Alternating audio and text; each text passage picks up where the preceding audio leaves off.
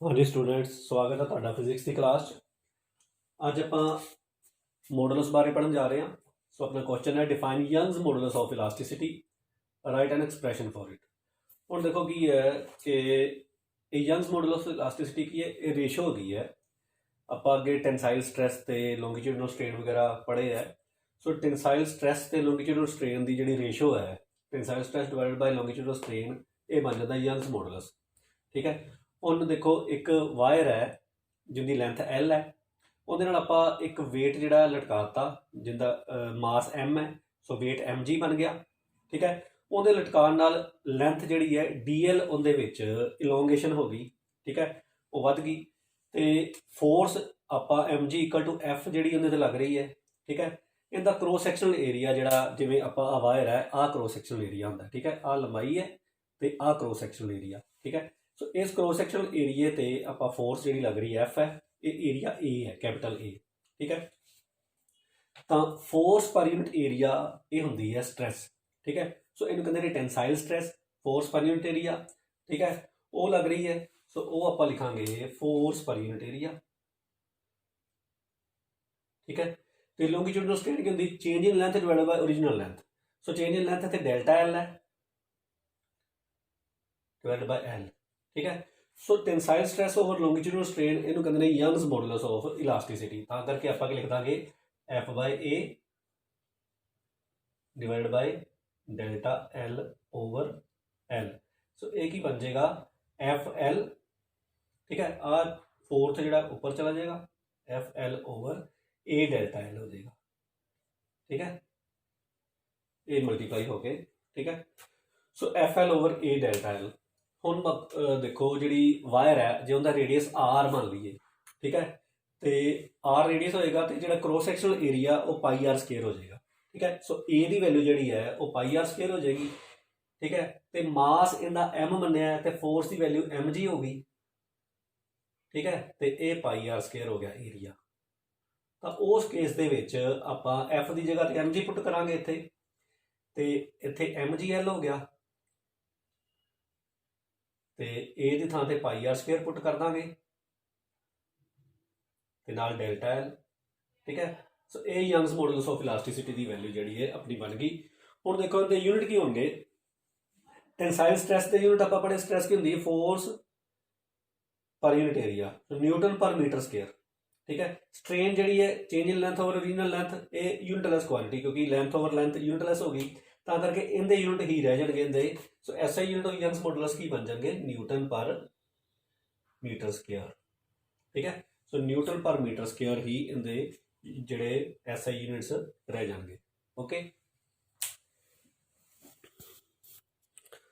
ਹਾਂਜੀ, ਦੇਖੋ ਨੂਮੈਰੀਕਲ ਹੈ ਯੰਗਸ ਮੋਡੂਲਸ ਦੇ ਨਾਲ ਦਾ। ਸੋ ਇੱਥੇ ਦੇਖੋ ਕਹਿੰਦਾ force of 1000 newton causes an increase of 0.1%। ਦੇਖੋ ਲੈਂਥ ਜਿਹੜੀ ਬਹੁਤ ਘੱਟ ਵੱਧਦੀ ਆ, ਆਪਾਂ ਜਦੋਂ ਡਾਇਗਰਾਮ ਬਣਾਉਂਦੇ ਹਾਂ ਉਹਦੇ 'ਚ ਆਪਾਂ ਕਾਫੀ ਦਿਖਾ ਦਿੰਦੇ ਹਾਂ, ਕਿਉਂਕਿ ਡਾਇਗਰਾਮ ਕਲੈਰਿਟੀ ਵਾਸਤੇ। ਪਰ ਐਕਚੁਅਲ ਦੇ ਵਿੱਚ ਇੰਨੀ ਕੁ ਲੈਂਥ ਜਿਹੜਾ ਚੇਂਜ ਆਉਂਦਾ 0.1% in the length of the wire of area of cross section 10⁻⁶ metre square, 10⁻⁶ metre square area cross section ਇਹ ਵਾਲਾ ਏਰੀਆ। ਠੀਕ ਹੈ। ਤੇ 1000 ਨਿਊਟਨ ਫੋਰਸ ਲੱਗੀ, ਜਿਹਦੇ ਕਰਕੇ 0.1% ਲੈਂਥ ਦੇ ਵਿੱਚ ਇੰਕਰੀਜ਼ ਆਇਆ। ਯੰਗਸ ਮੋਡੂਲਸ ਕੈਲਕੂਲੇਟ ਕਰਨਾ ਹੁੰਦਾ ਆਪਾਂ। ਹੁਣ ਦੇਖੋ ਫੋਰਸ ਦੀ ਵੈਲਿਊ ਜਿਹੜੀ ਹੈ F = 1000 ਨਿਊਟਨ। ਠੀਕ ਹੈ। ਤੇ ਇੱਥੇ ਦੇਖੋ ਆਪਾਂ ਨੂੰ ਫੋਰਸ ਜਿਹੜੀ ਹੈ ਉਹ 1000 ਨਿਊਟਨ ਦਿੱਤੀ ਹੋਈ ਹੈ। ਠੀਕ ਹੈ। ਤੇ ਉਹਦੇ ਵਿੱਚ ਦੇਖੋ 0.1% ਆਫ ਦਾ ਲੈਂਥ ਇੰਕਰੀਜ਼ ਜਿਹੜਾ ਹੁੰਦਾ ਹੈ, ਇਹਦਾ ਮਤਲਬ ਚੇਂਜ ਇਨ ਲੈਂਥ ਜਿਹੜਾ ਹੁੰਦਾ ਹੈ। ਠੀਕ ਹੈ। Delta L over L = 0.1%। ਸੋ ਪਰਸੈਂਟ ਨੂੰ ਆਪਾਂ ਲਿਖਾਂਗੇ ਬਟਾ 100, 0.1 ਡਿਵਾਈਡ ਬਾਈ 100 ਹੋ ਜਾਏਗਾ। ਠੀਕ ਹੈ। 0.1 ਜਿਹੜਾ ਹੁੰਦਾ 1/10 ਹੁੰਦਾ ਹੈ।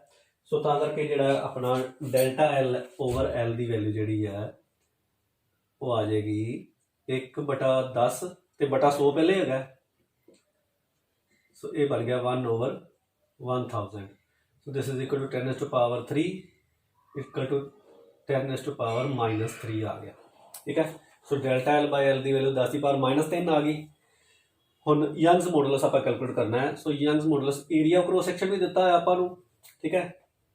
सो एरिया की वैल्यू आप लिख लाँगे 10 की पावर -6 मीटर स्क्वेयर। ठीक है, वो आ दिता है, देखो आ एरिया क्रॉस सैक्शन दिता है, तो वाई की वैल्यू जी है वो F/A divide by delta L over L होंगी है। ठीक है ना, तो tensile stress over longitudinal strain. ठीक है, सो इनू आप लिख लाँगे F/A into L by delta L। ठीक है, सो ये आप पुट कर दें वैल्यूज़।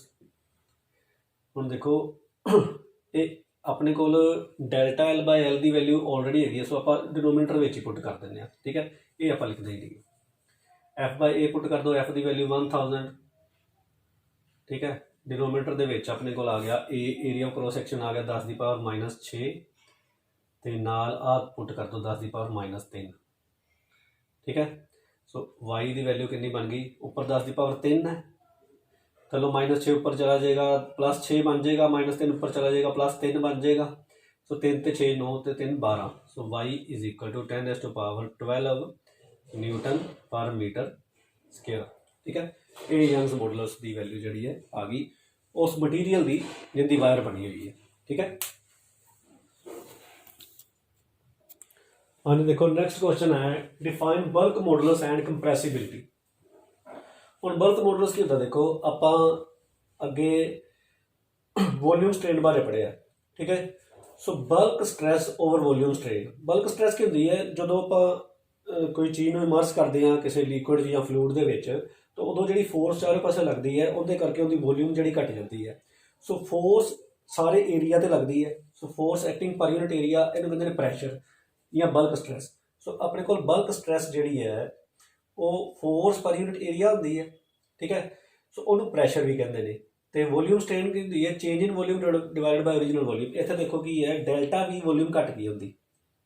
आप कोई सफेरिकल बॉडी जी है वो लिक्विड इमर्स की है, उन्होंने लिक्विड सिटिया डुब गई उन्हें, तो उनकी चारों पासों लिक्विड कारण उनके फोर्स लग रही है। ठीक है, जिंदे करके बल्क स्ट्रैस लग रही है। तो वॉल्यूम स्ट्रेन की हो गया change in volume over original volume. तो अपने को बी की है bulk modulus of elasticity. So bulk modulus की वैल्यू अपने को आ जाएगी, बल्क स्ट्रैस की होंगी है फोर्स पर यूनिट एरिया, तो ये change in volume minus delta V over V, क्योंकि वॉल्यूम घटती है करके नैगेटिव साइन लगाने आप। फोर्स पर यूनिट एरिया जो लिक्विड की आप गल करें प्रैशर कहते हैं, करके आप लिख देंगे pressure divide by delta V over V। V ऊपर चला जाएगा तो B की वैल्यू अपने को आ जाएगी -PV ओवर डेल्टा V। ठीक है, सो ये वैल्यू जी है bulk stress over volume strain which is bulk modulus. ठीक है, so capital B is bulk modulus.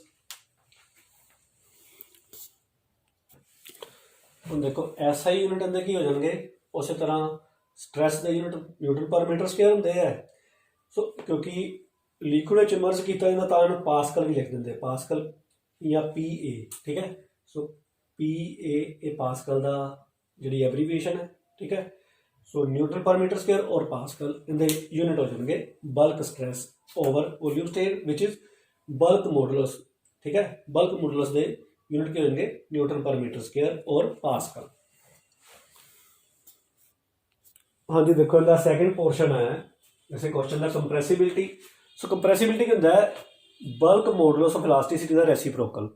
So reciprocal इदा कर दिया उन्होंने कहते कंप्रैसिबिलिटी। ठीक है, सो के ना लिखा जाता है 1/B। उन्हें आप B की वैल्यू लिखी सी। सो देखो ये की आ जाएगा 1 over -PV over delta V। ठीक है, सो के की वैल्यू की बन जाएगी -डेल्टा V ओवर PV। ठीक है, सो ये अपना आ गया कंप्रैसिबिलिटी। हाँ जी, देखो इन्हों आप इस तरह लिख सकते हैं -1/P delta V over V।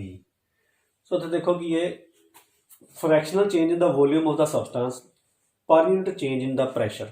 ठीक है, सो इहदे नाल भी आप डिफाइन कर सकते हैं। So fractional change in the volume of the substance per unit change in the pressure of the substance. ठीक है, सो इत्थे देखो इनके यूनिट की बन जाएंगे क्योंकि ये रेसिप्रोकल है, ये पा इनवर्स हो जाएगा या पर न्यूटन मीटर स्क्वेयर बन जाएगा। ठीक है, हाँ जी, देखो इहदे नाल दा न्यूमेरिकल है a spherical body contracts in volume by 0.1% when taken to 500 meter deep in the sea। ਸਮੁੰਦਰ ਦੇ ਵਿੱਚ 500 ਮੀਟਰ ਥੱਲੇ ਜਦੋਂ ਲੈ ਜਾਈਏ ਸਫੈਰੀਕਲ ਬੋਡੀ ਨੂੰ ਤਾਂ ਉਹਦੀ ਵੋਲਿਊਮ 0.1% ਕੰਟਰੈਕਟ ਕਰ ਜਾਂਦੀ ਹੈ, ਮਤਲਬ 0.1% ਘਟ ਜਾਂਦੀ ਹੈ। ਠੀਕ ਹੈ, bulk modulus of the material ਦਾ ਬੋਡੀ ਆਪਾਂ ਕੈਲਕੂਲੇਟ ਕਰਨਾ ਹੈ। ਇੱਥੇ ਦੇਖੋ ਇਹ ਜਿਹੜਾ 0.1% ਚੇਂਜ ਇਨ ਵੋਲਿਊਮ, ਠੀਕ ਹੈ ਨਾ, ਇਹਨੂੰ ਆਪਾਂ ਕਿਵੇਂ ਲਿਖਦੇ ਆ, ਸੋ ਮਾਈਨਸ ਡੈਲਟਾ ਵੀ ਓਵਰ ਵੀ, ਕਿਉਂਕਿ ਕੰਟਰੈਕਟ ਹੋ ਗਈ ਓਰੀਜਨਲ ਵੋਲਿਊਮ ਤੋਂ ਜਿਹੜੀ ਹੈ ਉਹ ਇੰਨੀ ਘੱਟ ਆ ਗਈ। ਸੋ ਆਪਾਂ ਲਿਖਾਂਗੇ 0.1%। ਠੀਕ ਹੈ, ਸੋ ਇਹ ਉਸੇ ਤਰ੍ਹਾਂ 1/1000 ਹੋ ਜਾਏਗਾ। ਠੀਕ ਹੈ ਨਾ, ਇਹਨੂੰ 0.1/100 ਲਿਖ ਲਓ, ਪਰਸੈਂਟ ਦਾ ਮਤਲਬ ਹੁੰਦਾ ਬਟਾ 100। ਸੋ 0.1/100, ਸੋ 0.1 ਹੁੰਦਾ 1/10, 1/10 ਗੁਣਾ 100। ਠੀਕ ਹੈ, ਸੋ ਇਹ ਜਿਹੜਾ ਮਾਈਨਸ ਡੈਲਟਾ ਵੀ ਬਾਈ ਵੀ ਦੀ ਵੈਲਿਊ ਹੈ ਉਹ ਆਪਣੇ ਕੋਲ ਕਿੰਨੀ ਆ ਜਾਏਗੀ, 1/1000। So this is equal to 10⁻³ ਠੀਕ ਹੈ, ਹੁਣ ਦੇਖੋ ਜਿਹੜੀ ਆਪਣਾ ਬਲਕ ਮੋਡੂਲਸ ਹੈ ਉਹਦੀ ਵੈਲਿਊ ਕਿੰਨੀ ਹੁੰਦੀ ਹੈ, P divide by minus delta V over V. ਠੀਕ ਹੈ, ਇਹ ਓਰੀਜਨਲ ਵੈਲਿਊ ਹੁੰਦੀ। ਹੁਣ ਪ੍ਰੈਸ਼ਰ ਦੀ ਕੈਲਕੂਲੇਸ਼ਨ ਆਪਾਂ ਕਰਨੀ ਹੈ। ਪ੍ਰੈਸ਼ਰ ਕੀ ਹੁੰਦਾ, ਦੇਖੋ ਪ੍ਰੈਸ਼ਰ ਜਦੋਂ ਵੀ ਚੀਜ਼ ਇਮਰਸ ਕੀਤੀ ਜਾਂਦੀ ਲਿਕੁਇਡ ਦੇ ਵਿੱਚ ਤਾਂ ਪ੍ਰੈਸ਼ਰ ਦੀ ਵੈਲਿਊ ਹੁੰਦੀ ਹੈ H ਰੋ ਜੀ। H ਰੋ ਜੀ, H ਹੁੰਦਾ ਹੈ height, rho density of the liquid, G acceleration due to gravity. ਹੁਣ ਦੇਖੋ H ਦੀ ਵੈਲਿਊ ਇੱਥੇ ਹੈਗੀ ਹੈ 500 ਮੀਟਰ। ਠੀਕ ਹੈ, 500 ਮੀਟਰ ਨੂੰ ਡੀਪ ਲੈ ਗਿਆ ਆਪਾਂ। ਰੋ ਜਿਹੜਾ ਹੈ ਉਹ ਹੁੰਦੀ ਹੈ 1000 kg ਪਰ ਮੀਟਰ ਕਿਊਬ, ਇਹ ਵਾਟਰ ਲਈ ਹੈ।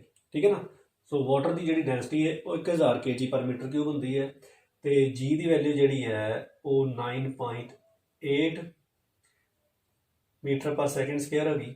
ਠੀਕ ਹੈ, ਇਹ ਆਪਾਂ ਪੁੱਟ ਕਰ ਦਿੰਦੇ ਹਾਂ ਸਾਰਾ ਕੁਛ, ਤੇ ਆਪਣੇ ਕੋਲ ਬੀ ਦੀ ਵੈਲਿਊ ਦੇਖੋ ਕੀ ਬਣ ਜਾਂਦੀ ਹੈ। ਸੋ B is equal to 500 into 1000 into 9.8 divided by आधी वैल्यू कितनी आ गई 10⁻³ ठीक है, आ वैल्यू सारी आ गई। ਹੁਣ देखो ਇਹਨੂੰ ਤੇ ਇਹਨੂੰ ਮਲਟੀਪਲਾਈ ਕਰਦੇ ਆਪਾਂ, ਇੱਥੋਂ ਦੇਖੋ 2 ਜ਼ੀਰੋਆਂ ਇੱਥੇ ਆ, 3 ਇੱਥੇ, 5 ਹੋ ਗਈਆਂ। ठीक है, 5 हो गई तो 3 उपर आ जानिया ने।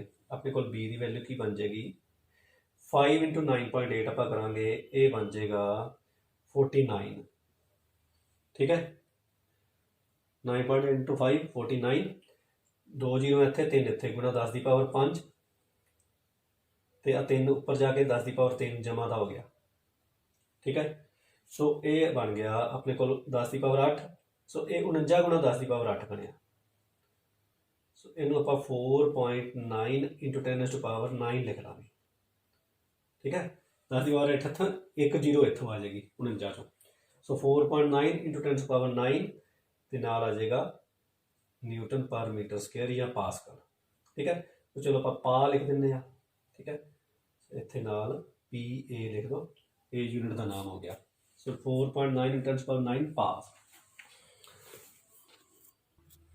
और देखो नेक्स्ट क्वेश्चन है, derive an expression for the energy stored in a stretched wire and hence write the expression for potential energy per unit volume of the wire.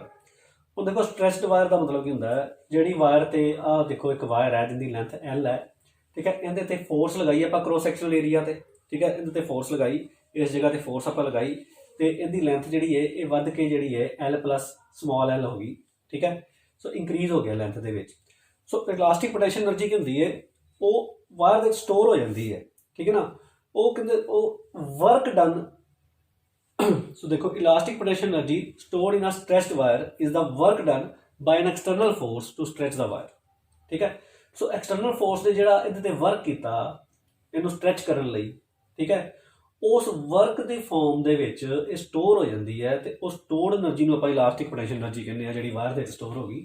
सो ਜਿਹੜਾ वर्क ਇਹਦੇ ਤੇ ਹੋਇਆ इस फोर्स द्वारा ਉਹ स्टोर हो जाएगा ਇਹਦੇ ਵਿੱਚ in the form of elastic potential energy of the wire. ठीक है, वो आप कैलकुलेट करा, देखो की है ਆਪਾਂ ਕੰਸੀਡਰ ਕਰ ਲਿਆ ਕਿ ਲੈਂਥ L ਦੀ ਵਾਇਰ ਹੈ, ਉਹਦੇ ਤੇ ਫੋਰਸ F ਆਪਾਂ ਲਗਾਈ, ਉਹਦੀ ਲੈਂਥ ਸਮਾਲ l ਨਾਲ ਇੰਕਰੀਜ਼ ਕਰ ਗਈ। ਸੋ ਲੌਂਗੀਟਿਊਡਨਲ ਸਟ੍ਰੇਨ ਕੀ ਆ ਜਾਏਗੀ, small l over capital L, change in length over original length. ठीक है, सो टेंसाइल स्ट्रेस की हो जाएगी फोर्स पर यूनिट एरिया, सो ए की क्रॉस सेक्शनल एरिया होंदा। ठीक है, सो यंग्स मॉडुलस की वैल्यू की हो जाएगी tensile stress over longitudinal strain. So tensile stress की है F by A, longitudinal strain small l over capital L है। ठीक है, सो इनकी वैल्यू आपां इत्थे लिख दांगे, आ चीज रेसिप्रोकल हो जाएगी ऊपर जाके। सो F बाय A आ जाएगा तो कैपिटल L ऊपर चला जाएगा, स्मॉल l जिहड़ा वो डिनोमिनेटर दे विच। सो ये चीज़ आ जाएगी। ठीक है, ਹੁਣ देखो इतों F की वैल्यू पकड़नी हो, F कितने बराबर आ जाएगा, AL उधर जाके मल्टीप्लाई हो जाएगा, YAL हो जाएगा तो कैपिटल L बटे आ जाएगा। सो ये फोर्स की वैल्यू आ गई। ਹੁਣ देखो आप मन के चलते हैं कि जी लेंथ है ये ओरिजिनली स्मॉल जिहड़ा है वो पोर्शन है DL। ठीक है, और DL नाल वधी पहला। सो DL लेंथ वधाउण लई कितना वर्क करना पेगा, force into DL। So work कितने बराबर होता है, फोर्स इंटू DL।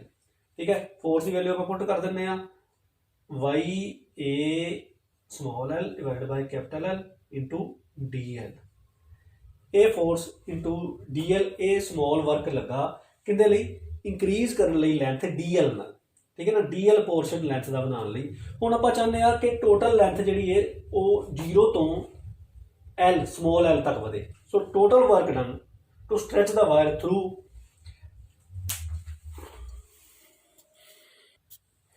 ठीक है, लेंथ L दे तक आपां इहनूं स्ट्रेच करना है तो वो आपां किवें करांगे, इंटीग्रेट कर देंगे इस एक्सप्रैशन नूं between the limits 0 to L।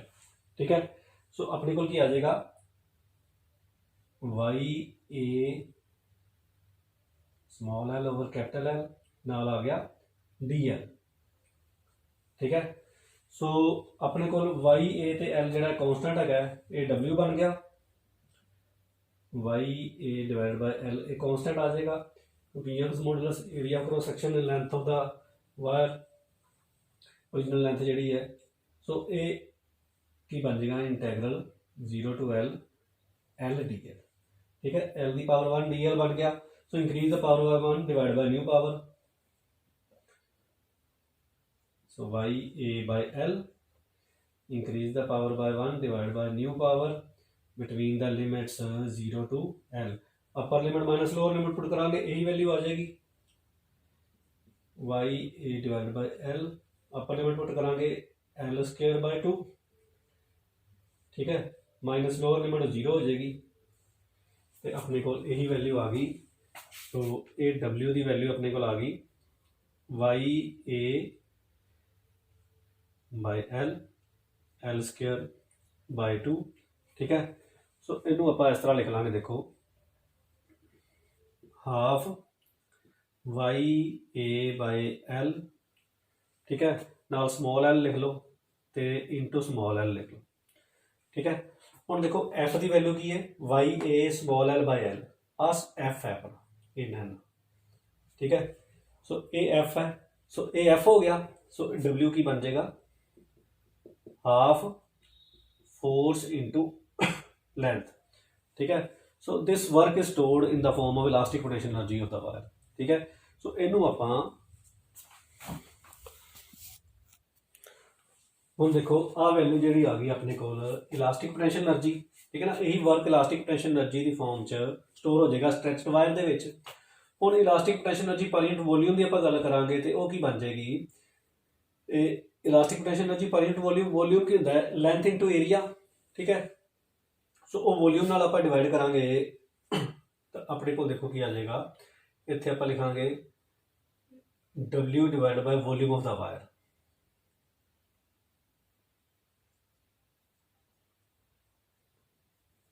ठीक है, सो ये elastic potential energy per unit volume, so ये W की वैल्यू है divide by volume of the wire हो जाएगा।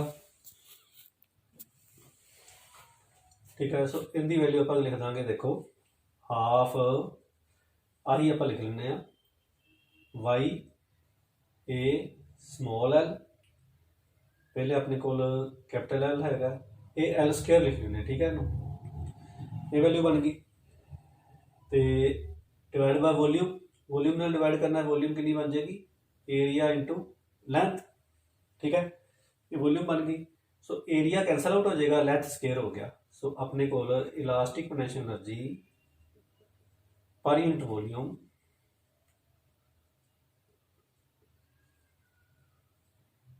की वैल्यू कितनी बन जाएगी, half Y small L square over capital L square, ठीक है।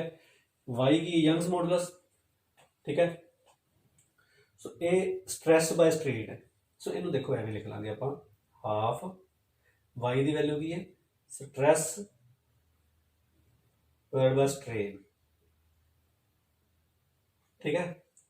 ਇਹਨੂੰ ਆਪਾਂ ਲਿਖ ਦਾਂਗੇ small L over capital L का स्केयर, ये स्ट्रेन स्केयर बन जाएगा, चेंज इन लेंथ और ओरिजिनल लेंथ स्ट्रेन होती है।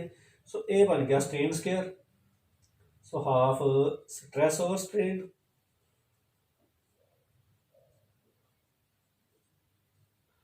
इंटू स्ट्रेन स्केयर बन गया, ठीक है। सो स्ट्रेन एक कैंसल आउट हो जाएगा तो अपने को elastic potential energy per unit volume की वैल्यू क्या आ जाएगी, half stress into strain,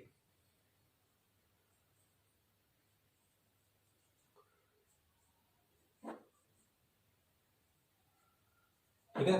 so half stress into strain elastic potential energy per unit volume की वैल्यू अपने को आ गई।